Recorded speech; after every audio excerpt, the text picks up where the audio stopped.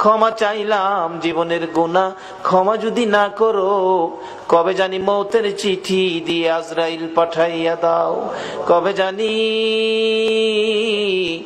গর্তে বাহির করবে রে, আর ঘরের ভিতরে নিবে না।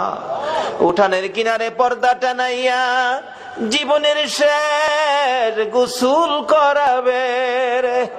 আদুরের সন্তানেরা ঘরের বারিন্দায় দাঁড়ায়া দাঁড়ায়া কাঁদবে আর ডাকবে, বাবা গো পর্দার ভিতরে কিসের গোসল করো গো বাবা। মা টাইনা টাইনা বুকে জড়াবে, আইরে আমার এতিম, আজকাল থেকে তোমরা এতিম হয়ে গেছো। এতিমের ঘটনা বলতে গেলে কলিজা মানে না রে আল্লাহ। আমার বড় ভাই 5টা